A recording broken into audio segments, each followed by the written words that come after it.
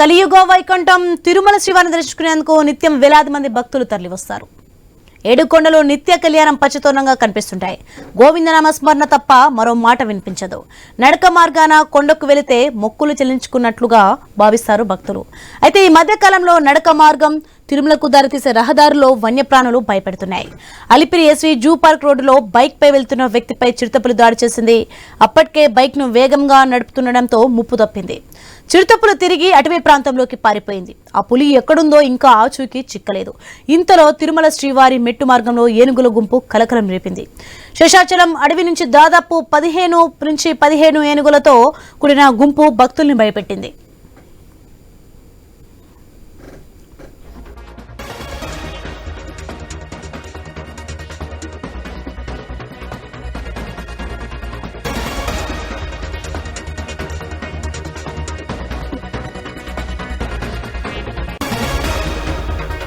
ఇటు చిరుతపులులు అటు ఏనుగులు తిరుమల తిరుపతి వచ్చే భక్తులను కలవరపెడుతున్నాయి.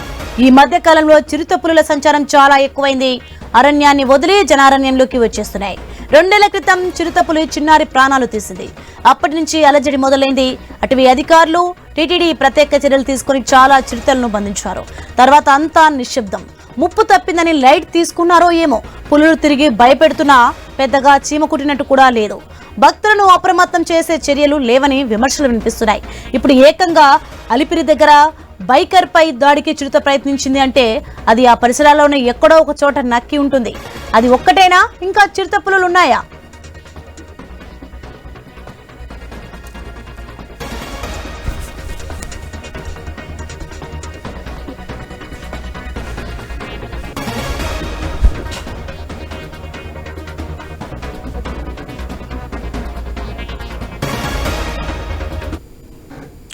రైట్, ఇదే అంశానికి సంబంధించి మరింత సమాచారం మా ప్రతినిధి వర్మ తిరుపతి నుంచి లైవ్ లో అందించేందుకు సిద్ధంగా ఉన్నారు.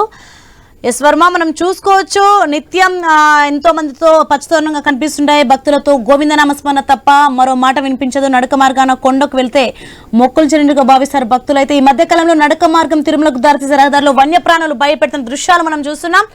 దీనికి సంబంధించిన డీటెయిల్స్ ఏంటి?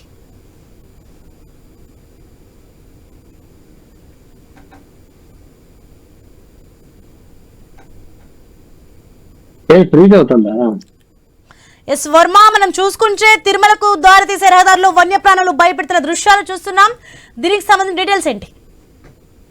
టెక్నాలజీ और अपील के लिए डिस्ट्रिक्ट చిరుతల సంచారం తిరుమల కాలినడక మార్గాల్లో కనిపిస్తుంటే తాజాగా ఏనుగుల గుంపు కూడా హల్చల్ చేయడంతో భక్తుల్లో భయాందోళన అయితే నెలకొంది. నిన్న శ్రీవారి మెట్టు మార్గం సమీపంలోనే ఒక పంట పొలాల నుంచి కూడా మెట్టు మార్గం దగ్గరికి ఒక 15 నుంచి 16 ఏనుగుల గుంపు రావడంతో ఒక్కసారిగా అటవీ శాఖ అప్రమత్తమైన పరిస్థితి అయితే ఉంది. అక్కడ నుంచి గుంపులుగా భక్తుల్ని సెక్యూరిటీ దగ్గరగా పెట్టి ఏదైతే శ్రీవారి మెట్లు శ్రీనివాస మంగాపురం నుంచి పంపించిన పరిస్థితి అయితే ఉంది. అలాగే ఒక 4 రోజుల క్రితం కూడా తిరుమల ఘాట్ రోడ్ లో దిగువ ఘాట్ రోడ్ లో ఏనుగుల గుంపు ఘాట్ రోడ్ సమీపానికి రావడంతో కూడా వాహనాలు ఎక్కడికక్కడే నిలిచిపోయాయి.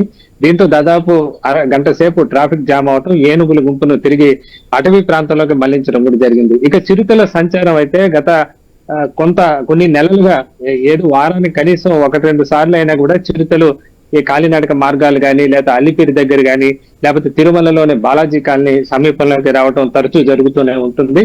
ఫారెస్ట్ అధికారులు పెట్టిన ట్రాప్ కెమెరాల్లో ఈ చిరుతలు ఇతర వన్యప్రాణుల సంచారం నమోదవుతున్న పరిస్థితి అయితే ఉంది. అయితే గతంలో పోలిస్తే ఆ తర్వాత కాలంలో ఈ చిరుతల సంఖ్య పెరుగుతూ వస్తోంది. ఆ తర్వాత ఏనుగుల గుంపు, ఇతర ఎలుగుబంట్లు లాంటి వన్య మృగాలు కూడా పెరుగుతూ వస్తున్నాయి. అయితే వాటి సంఖ్య పెరగటం, వాటి ఏదైతే సంతతి పెరగడం కారణంగానే ఎక్కువ సంఖ్యలో చిరుతలు గాని మిగతా వన్యప్రాణులు పెరగడంతో అవి ఆహారం కోసం తరచూ జనావాసాల దగ్గరికి వస్తున్నట్టుగా కూడా మనకు తెలుస్తోంది. గతంలో మనం చేస్తే కొన్ని దుర్ఘటనలు కూడా తిరుమలలో జరిగాయి. గతంలో ఒక 2 చిన్నారులను చిరుతలు ఏది దాడి చేసి చంపేసిన ఘటనలు అయితే వెలుగు చూశాయి. ఆ తర్వాత టీటీడీ అప్రమత్తమైంది.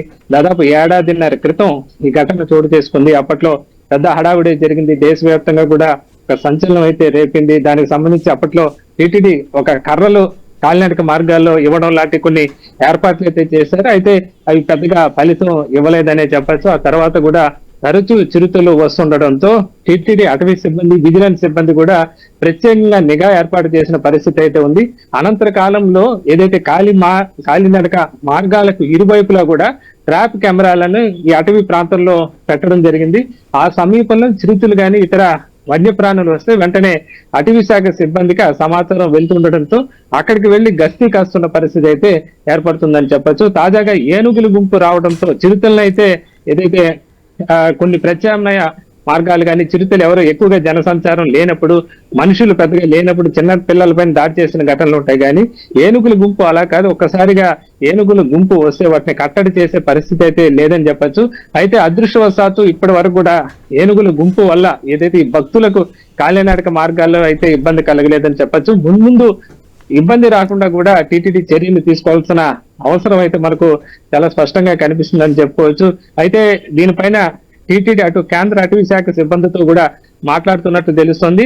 ఎందుకంటే ఇక్కడ ఏ చర్యలు చేపట్టాలన్నా కూడా అటవీ శాఖ నియమాలు తప్పనిసరి ఉంటుంది. ఎందుకంటే ఇదంతా బయోస్ఫియర్ శేషాచల అటవీ ప్రాంతం కూడా పూర్తిగా వన్యప్రాణి సంరక్షణ కేంద్రం కావడంతో ఇక్కడ కేంద్ర అటవీ శాఖకు చెప్పకుండా, అనుమతి లేకుండా ఎలాంటి కార్యక్రమాలు చేయడానికి వీలు లేదు. కనీసం కంచెలు కూడా ఏదైతే కాలినడక మార్గాల్లో సాధారణంగా భక్తులు అనుకుంటూ ఉంటారు, అటు ఇటు కంచె వేస్తే ఈ విధంగా వన్యప్రాణులు రావు కదా అనుకుంటారు. అయితే అటవీ శాఖ నిబంధనల ప్రకారం అలా వేయటానికి కుదరదు. ఎందుకంటే స్వేచ్ఛగా జంతువులు అటు ఇటు తిరగడానికి కఠినమైన నియమాలు అటవీ శాఖలో పొందుపరిచి ఉన్న పరిస్థితి అయితే ఉంది.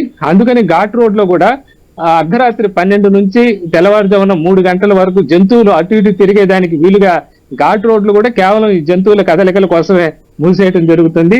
అయితే ఈ మధ్య కాలంలో ఈ వన్యప్రాణి సంచారం పెరగడం, తిరుమలలో కూడా బాలాజీ కాలనీ సమీపంలో కూడా చిరుతలు వస్తున్న నేపథ్యం, తిరుమల పరిసరాల్లో తరచూ భక్తులు కూడా చిరుతలు కనిపిస్తుండటంతో దీనిపైన ప్రత్యామ్నాయ మార్గాలు చూసుకోవాల్సిన పరిస్థితులు అయితే ఇప్పుడు కనిపిస్తున్నాయని చెప్పుకోవచ్చు. చిరుతలతో ఆగిపోకుండా ఏనుగుల గుంపులు కూడా కాలినడక మార్గాల్లో రావడంతో దీనిపైన అటవీ శాఖ ఖచ్చితంగా ఏదో ఒక చర్య అయితే తీసుకోవాలని భక్తులు కోరుతున్నారు. Soni, right, thanks for the information Varma.